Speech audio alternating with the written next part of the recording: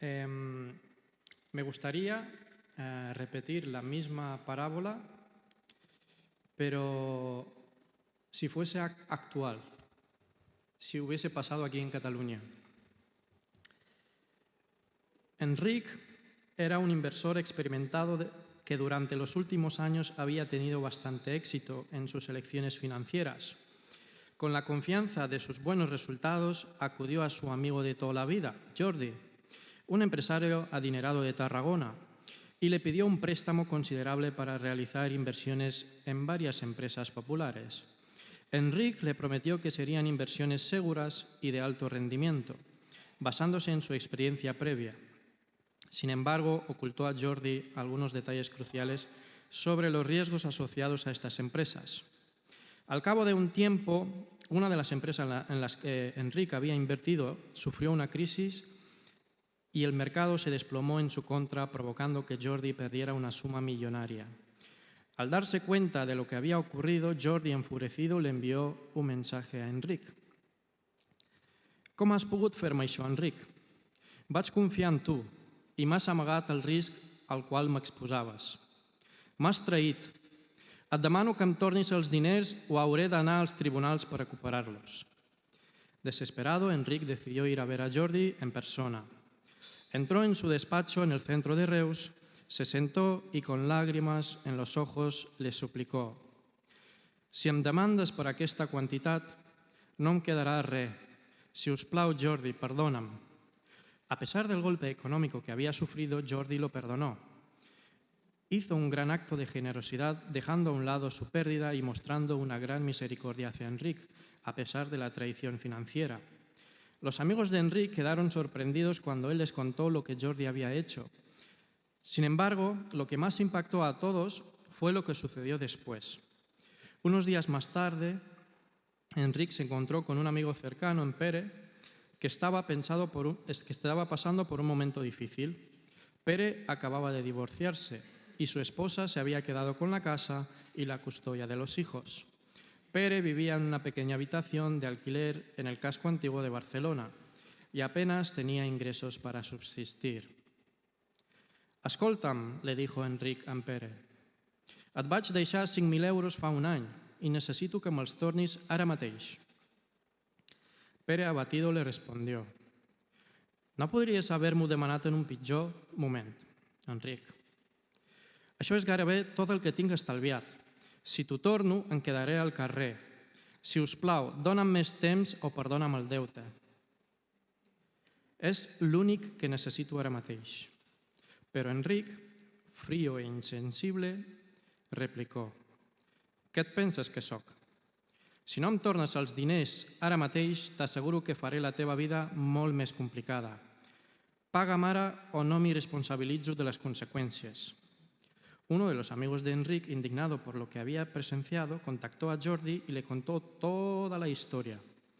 Al día siguiente, Jordi llamó a Enric y le dijo: «N'hauries d'haver perdonat el deute al teu amic, igual que jo vaig perdonar el teu.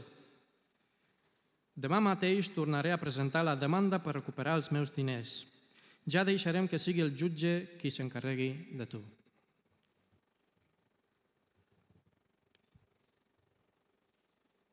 Y me gustaría, para desconectar un poco de esta historia tan intensa, me gustaría que mirásemos una escena de Terminator 2, que me diréis, ¿qué tiene que ver con esto?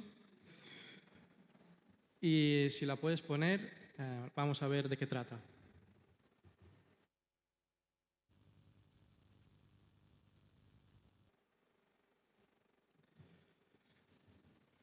Lo que os voy a hablar hoy es sobre la misericordia y la justicia de Dios. Y a veces, tanto cristianos como no cristianos pueden llegar a ver que el Dios del Antiguo Testamento es diferente del Nuevo.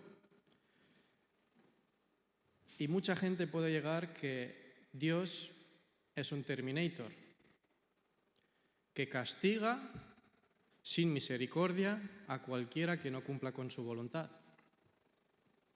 Que es una persona, que es un robot insensible, sin compasión que ejecuta.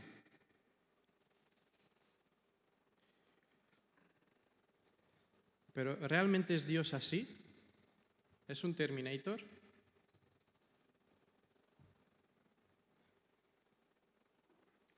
Deuteronomio 32:4 dice: Él es la roca, cuya obra es perfecta, porque todos sus caminos son rectitud. Dios de verdad y sin ninguna iniquidad en él. Es justo y recto. La palabra hebrea para justicia es tzedek, que también se puede traducir como rectitud o justicia moral. Esto nos muestra que la justicia de Dios no solo tiene que ver con castigar el mal, sino con un estándar moral perfecto. En el Nuevo Testamento, el equivalente a tzedek en griego es dikaiosine, que igualmente implica justicia moral y equidad. Este término también aparece en Romanos 3:26, donde Pablo declara que Dios es justo y el que justifica a los que tienen fe en Jesús. ¿Pero es Dios misericordioso? En el Salmo 103, versículos del 8 al 10, dice: Misericordioso y clemente es Jehová, lento para la ira y grande en misericordia. No ha hecho con nosotros conforme a nuestras iniquidades, ni nos ha pagado conforme a nuestros pecados. Aquí la palabra misericordia en hebreo es hesed, que también podría traducirse como amor leal, bondad o compasión. En el Nuevo Testamento, en griego, la misma palabra es eleos, que también se usa para misericordia y significa compasión activa. Pero ¿puede haber armonía entre justicia y misericordia? El Salmo 85:10 dice: La misericordia y la verdad se encontraron, la justicia y la paz se besaron. En el Antiguo Testamento también tenemos algo que dice Jonás, que Dios le había mandado para que mandase un mensaje de salvación para Nínive, y realmente Jonás se queja de que Dios es tan misericordioso, porque realmente Jonás quería que los ninivitas fuesen castigados por Dios, no perdonados. Y dice así, en Jonás 4:2: Misericordioso y clemente, tardo para la ira y grande en misericordia. Si puedes poner la diapositiva 3.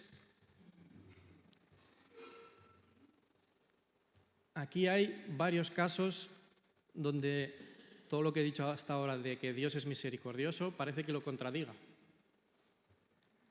Tenemos el diluvio universal, donde Dios arrasa con todo el planeta, menos unos cuantos que se salvan. Tenemos a Uza, que cuando el rey David tenía que transportar el arca de la alianza sin respetar lo que había dicho Dios, pues casi que se cae el arca y Uza toca el arca para que no se caiga, hace algo bien, pero Dios lo fulmina. Tenemos al rey Saúl, que simplemente por no obedecer a Dios de que no se quede con el ganado que había, con el botín de guerra, pierde el reino. Tenemos, por diferencia con Saúl, al rey David, que por acostarse con la mujer de otro, matar al tío, es perdonado por Dios y no le pasa nada. Tenemos el caso de la parábola, el servidor que no perdona. Y por último, en el caso más drástico del Nuevo Testamento y el único, Ananías y Safira. Simplemente por decir a los apóstoles que, oye, que hemos vendido nuestra casa y entregamos este dinero. Y no dijeron que se habían quedado con parte del dinero. Dijeron que todo lo que ganaron lo entregaron. También ejecutados al momento. ¿Dónde está Dios perdonador aquí?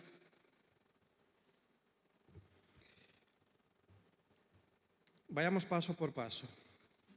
En el diluvio universal, desde que Dios se comunica con Noé y le dice que construya un arca, la Biblia no dice exactamente cuánto tardó Noé en construirlo, pero podemos llegar a una aproximación. Serían unos entre 50 y 120 años para construir el arca. Tenía que construir un barco gigante en el desierto. Muy bien. La gente que vería a Noé haciendo eso entraría en conversación con él, le preguntaría por qué. La Biblia tampoco dice si Noé era un evangelista en esa época y les decía que vais a morir, venid conmigo. Pero podemos intuir que sí. Podemos intuir que esa gente tuvo entre 50 y 120 años tiempo para arrepentirse. Pero no le hicieron caso a Noé. La muerte de Uza, que puede ser el más chocante. Un joven toca el arca de la alianza. Estaba haciendo algo bien, ¿no? Porque Dios lo ejecuta como un Terminator.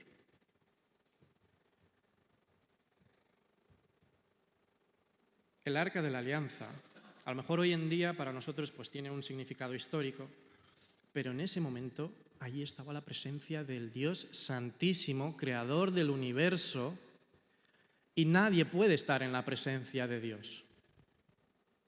Ningún ser humano, y solo estaban habilitados los levitas, los sacerdotes, porque Dios lo había permitido para que lo cargasen sobre sus hombros. Y el rey David aquí no estaba sobre los hombros de los levitas, estaban tirados por bueyes en un carro, no estaba obedeciendo a Dios tampoco.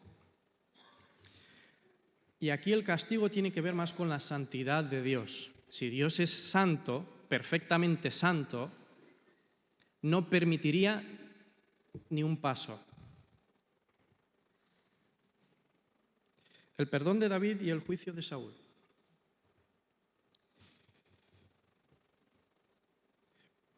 Si miramos los dos casos, al menos yo pienso que el que merecía el castigo era el rey David, no Saúl, ya ves tú, por quedarte con el botín de guerra que habías ganado.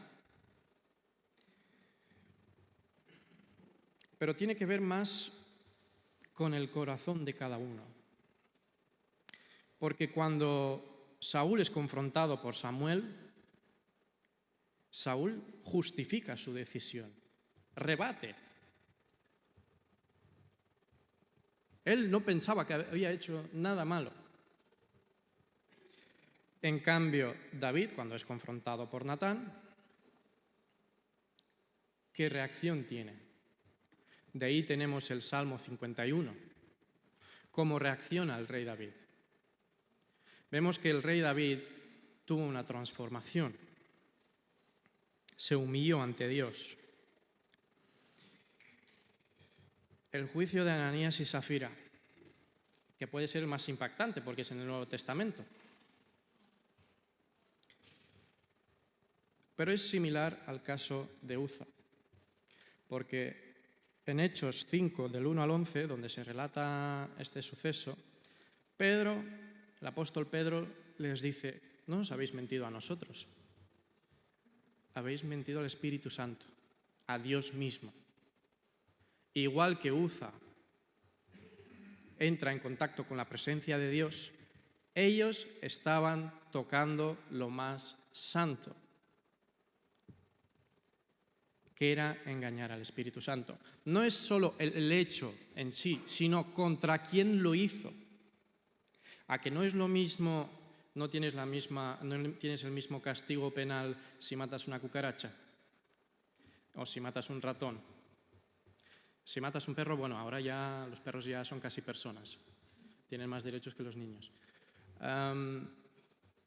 Pero si matas una persona, el valor de la vida de una persona, pero ¿y el valor de Dios Santísimo? La pena es la que es.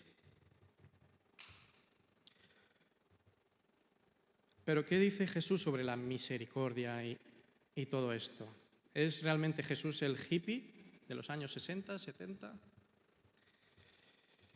Pedro se le acerca a Jesús y le pregunta: Señor, ¿cuántas veces tengo que perdonar a mi hermano que peca contra mí? ¿Hasta 7 veces? No, no te digo que hasta 7 veces, sino hasta 77 veces, le contestó Jesús.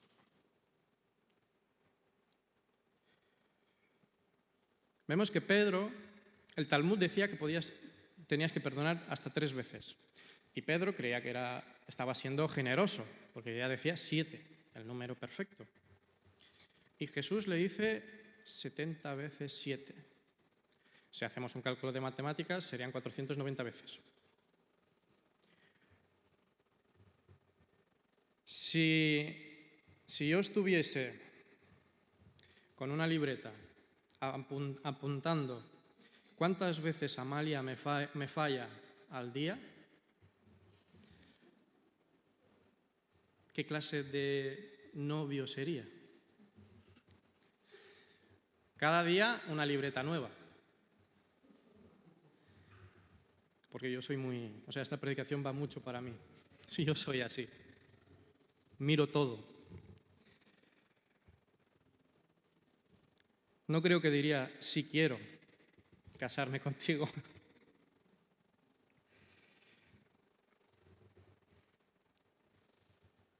Jesús realmente cuando está diciendo esta cifra, no está diciendo que tenemos que ir ahí apuntando cuántas veces hay que perdonar a alguien. Realmente, si solo tuviese que perdonar a Amalia, es una persona. ¿Cuántos sois aquí? ¿Cuántas libretas tendría que tener?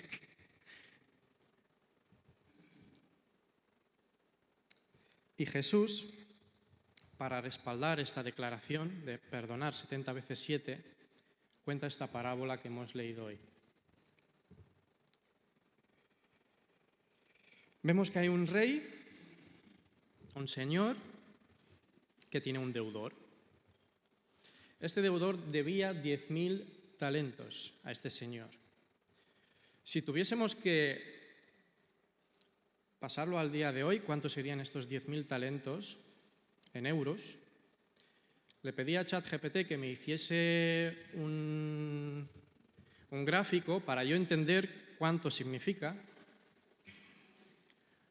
Y para visualizarlo, lo de azul serían unos 280.000 millones de euros. Se vería en esta gráfica así. Y digo, son 10 ceros. No sé qué puedo comprar con eso. La verdad es que no sé. Y pregunto a ChatGPT, digo, ¿qué me podría comprar con este dinero? Como fan de Real Madrid, miré cuánto cuesta el club de fútbol Real Madrid. Serían unos 5 millones de euros. Con ese dinero lo podría comprar 56 veces. O más fácil para los que no sois amantes del fútbol, necesitaría una hipoteca o una casa. Podría comprarme un piso valorado en 200.000 euros 1,4 millones de veces. Vamos, que os podría dar casa a todos.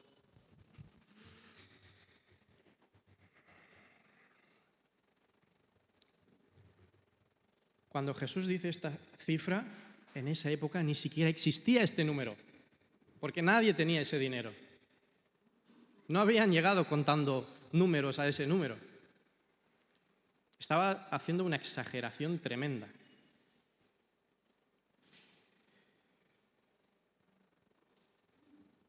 Y vemos que el siervo hace una petición, que sea perdonado esa deuda. Y se le es perdonada. Y a su vez, después de ser perdonado, pues él también tiene un deudor. Si puedes volver a poner la diapositiva, el deudor que él tenía esa deuda, 7.700 euros, que sigue siendo mucho, pero comparado con 280.000 millones, es nada.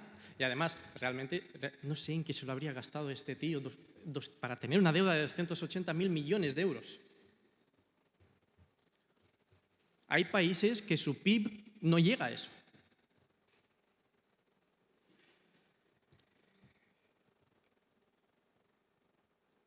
Cuando el rey se entera de que su servidor no perdona al otro deudor, lo llama de nuevo y le pregunta: ¿cómo es que no has podido perdonar esa deuda si yo te he perdonado eso?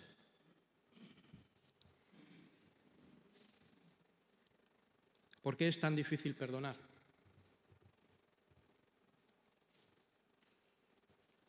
Sé que perdonar no es algo fácil, ni de dar ni de recibir. En nuestra sociedad, perdonar o aceptar el perdón es lo más incómodo que hay.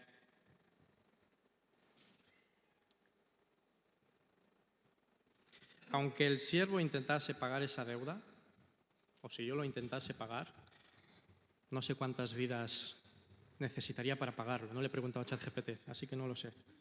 Si lo queréis lo podéis buscar.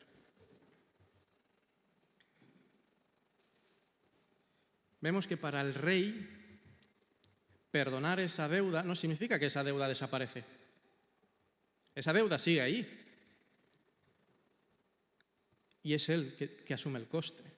No es que excusa: uy, no ha pasado nada aquí. 280.000 millones de euros. Vamos a ver, antes de ver cómo perdonar bíblicamente, vamos a ver cómo perdonamos nosotros a veces.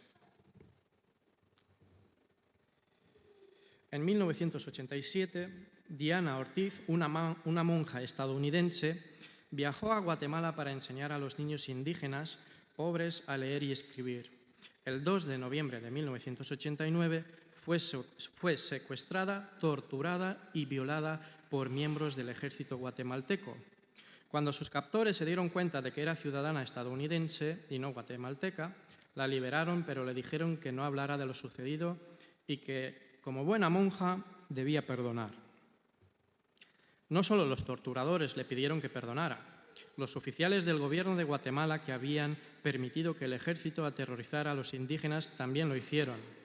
Diana recordó: mucha gente, en vez de preguntar si el gobierno me estaba haciendo justicia, solo me preguntaba si había perdonado a mis torturadores. Parecía que al cristianismo solo le importaba el perdón personal, pero no la justicia social. En otras palabras, lo que querían era que ella perdonara para que ellos pudieran olvidar el asunto. Otro caso de Susan Waters también sufrió abuso. En su caso, a manos de su hermano mayor y de un instructor de natación cuando era niña.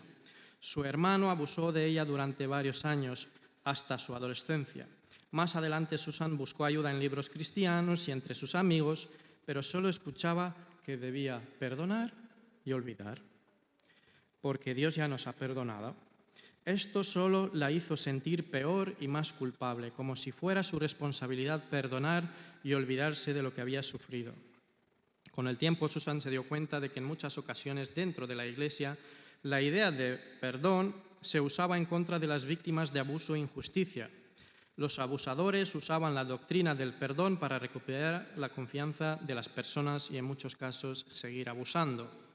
Si una víctima no perdonaba y olvidaba, se le acusaba de ser una persona vengativa. Las iglesias o instituciones cristianas solían usar este tipo de perdón rápido para proteger su imagen y reputación en vez de buscar justicia para las víctimas. Susan señaló que la presión para perdonar sin condiciones, este es el tipo de perdón, especialmente dentro de las iglesias, puede mantener atrapadas a las víctimas de abuso y exponerlas a más daño. Cuando se habla de gracia fácil, se refiere a un tipo de perdón que se ofrece sin que el abusador asuma responsabilidad o se haga justicia. Es lo que el teólogo Dietrich Bonhoeffer llamó gracia barata. Un perdón que no exige ni cambio ni justicia. Tanto Diana como Susan se le pidió que perdonaran sin condiciones, sin que se cambiara la relación de poder entre los abusadores y las víctimas y sin que se buscara justicia. Este tipo de perdón superficial, que no enfrenta el problema real, es lo que se llama gracia barata. ¿Qué otro tipo de perdón puede haber? El perdón transaccional. Es decir, no vamos a perdonar sin condición, pondremos unas condiciones. Entonces, para la víctima sea más fácil perdonar, el abusador o el ofensor tiene que ganárselo, lo tiene que merecer. Tiene que hacer todo un proceso de humillación, lloros, para que la víctima se sienta satisfecha de que lo está pasando mal, está sufriendo, se está dando cuenta de lo que ha hecho.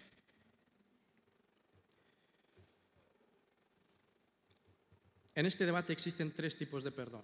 No perdonar por enfado o resentimiento, un perdón incondicional que se da sin que la persona haga nada para merecerlo, y el perdón transaccional. Sin embargo, esta idea también ha sido criticada. En una conversación en Twitter, ahora X, alguien mencionó que el perdón a veces se usa para crear un desequilibrio de poder, donde la persona que perdona se siente moralmente superior. Encima que me has hecho daño, soy tan buena persona que te voy a perdonar. Pero eso lo haces para sentirte moralmente superior y bien contigo mismo, en plan, qué buen cristiano soy. El filósofo Friedrich Nietzsche también creía que el perdón condicional era una forma de castigo. Según Nietzsche, los cristianos que no lograban tener éxito o poder, como lo hacían en las culturas antiguas, crearon una forma de sentirse superiores a través del perdón y la amabilidad. Falsamente, por supuesto. Una de las críticas más fuertes al perdón transaccional viene de Martha Nussbaum, profesora de la Universidad de Cambridge. Ella explica que este tipo de perdón se ve como una virtud política y personal. Quiere decir, esto va así. Primero, la víctima confronta al ofensor. Si el ofensor confiesa y se disculpa, la víctima se trabaja sus emociones y con el tiempo supera su enfado y está lista para perdonar. Sin embargo, Nussbaum señala que el verdadero problema del perdón transaccional es que para obtener el perdón, el ofensor debe hacer muchas cosas. Llorar, rogar, disculparse. Vamos, una humillación.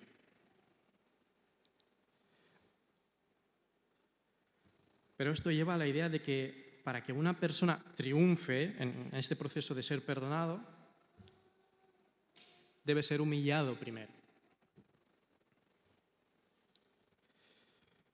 Y luego, el más fácil es, depende de qué casos, directamente no perdonar.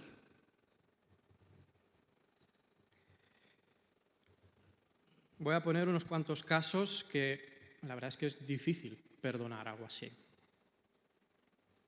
Un caso conocido en España es el de Marta del Castillo, una joven de 17 años que desapareció en Sevilla en 2009.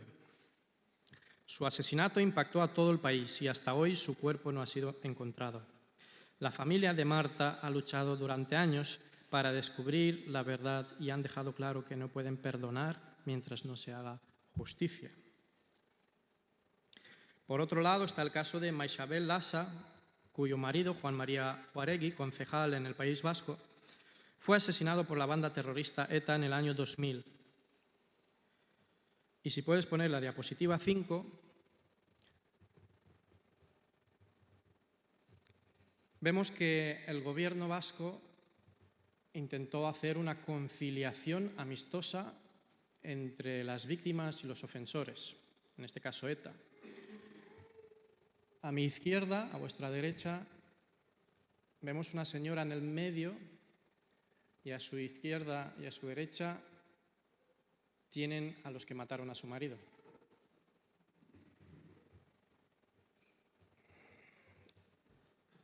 Y ella dice que el perdón abre nuevas oportunidades y ayuda a construir un futuro mejor, aunque no borra el dolor del pasado.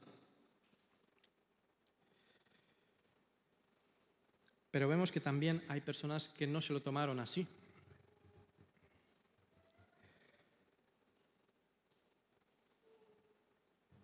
Para algunos, el perdón es una forma de avanzar y sanar, pero para otros, como los padres de Marta del Castillo, Consuelo Ordóñez, el perdón no es una opción mientras no se haya hecho una justicia completa. Y como dijo Elie Wiesel, superviviente del Holocausto, no puedo perdonar. Muchas personas en España sienten que algunos crímenes son imperdonables, mientras que otros creen que el perdón es la clave para una sociedad más justa y reconciliada. Entonces, estos modelos seculares, no cristianos, de perdón, se clasificarían en tres. Una gracia barata, es decir, perdonar sin condición, sin reconocer lo que se ha hecho, simplemente excusar. No ha pasado nada aquí. Una gracia pequeña, es decir, si hago sufrir al ofensor, que lo pase mal por lo que me ha hecho, entonces quedaré satisfecho. Y nada de gracia. Básicamente, no perdonar. Pero ¿qué es el perdón? El perdón bíblico. El perdón real. En el caso de la parábola, tenemos el claro ejemplo cómo se debe perdonar, hacer justicia y ser misericordiosos a la vez. ¿Qué es lo que hace el Señor que perdona esta deuda incalculable? Primero, no excusarla, hay una deuda. Es decir, reconocer que hay una deuda, decir la verdad. No es excusar al ofensor de lo que ha hecho. 2. Sentir compasión. Es algo que no sale de forma natural, sobre todo cuando tienes una deuda de este calibre. Cuando es dinero, bueno, depende de la cantidad. Pero si es otro tipo de daño, no dinerario.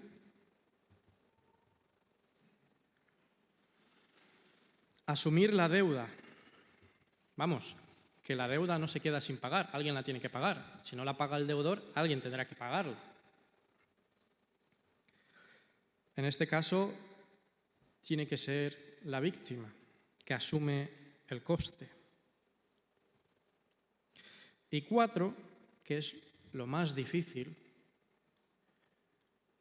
es restablecer la relación con tu ofensor.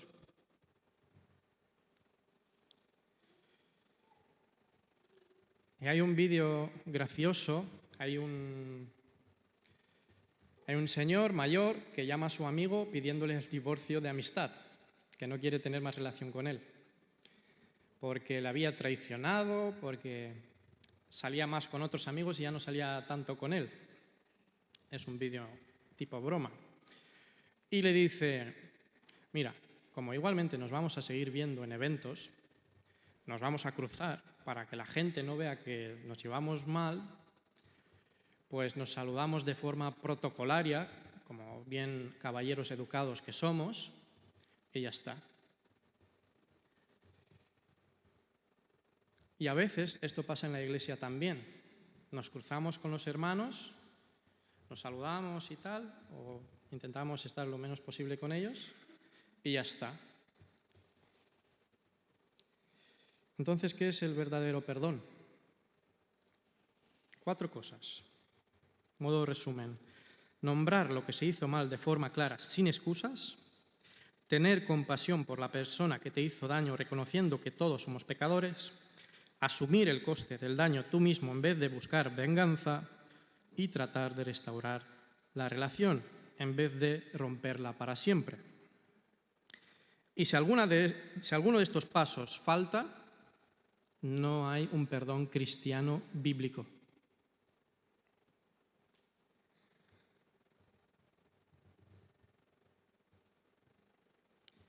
¿Cuál es el fundamento del perdón? ¿En base a qué perdonas tú? Desde el inicio de los Evangelios vemos que Jesús vino para perdonar pecados. Incluso cuando estaba en la cruz, oró para que Dios perdonara a sus enemigos. Y después de su resurrección, Jesús les dijo a sus seguidores que llevaran este mensaje de perdón a todo el mundo. La pregunta del Antiguo Testamento: ¿cómo puede Dios perdonar y ser justo a la vez? Porque en Éxodo 34:7 dice que Dios perdona el pecado, pero también dice que no deja sin castigo al culpable. Es una contradicción. O lo castigas o no. ¿Cómo eres justo y también misericordioso? Si eres misericordioso, no juzgas. Si juzgas, no lo eres.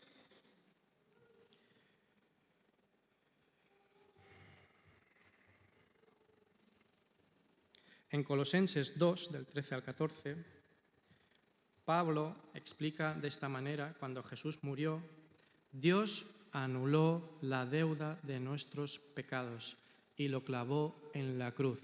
Dios mismo se clavó a sí mismo en la cruz.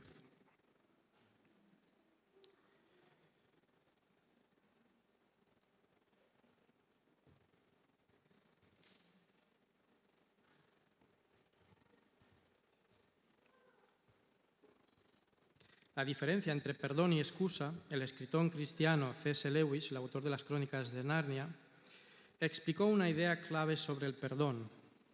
Dijo que hay una gran diferencia entre perdonar y excusar. Perdonar no significa decir no fue tan grave, no pudiste evitarlo.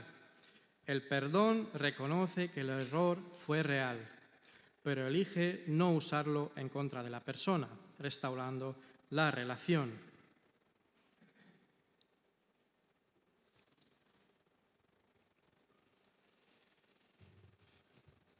En el trasfondo del Antiguo Testamento, Dios es santo y justo. Su santidad es perfecta.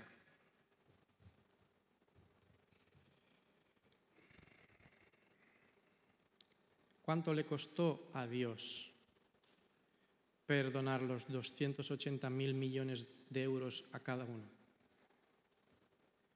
A cada una de las personas que viven hoy y de toda la historia. Una cifra incalculable, tan costosa que tuvo que morir Dios mismo, ese ser perfecto, santo, creador del universo, asumió el coste, la justicia de Dios, y nosotros recibimos la misericordia de Dios.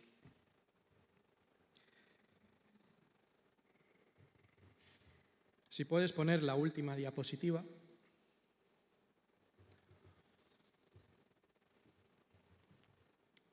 La foto que aparecerá resume el tema de la predicación de hoy. El sitio donde ese Dios Terminator, que algunos pensamos, justiciero, implacable,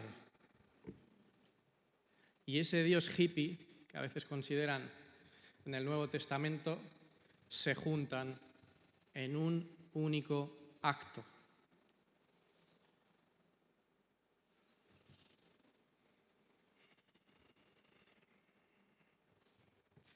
Vemos que si no perdonamos, si nuestra vida no es transformada por el perdón de Dios, nosotros tampoco podremos perdonar a nuestros semejantes. Y alguien que perdona de forma imperfecta, con esos modelos que os había enseñado, si no es capaz de perdonar de verdad, bíblicamente, es que realmente nunca ha recibido el perdón real de Dios. Porque, como había cantado Rubén, una vez eres atropellado por un camión, es decir, te encuentras con Dios y recibes a Dios, tu vida es transformada por completo y ya no perdonas como perdonabas antes. sino que tu vida cambia. Y hay buenas noticias y malas noticias. Igual que Saúl, o como Ananías y Safira, si tu corazón no es cambiado, no es transformado,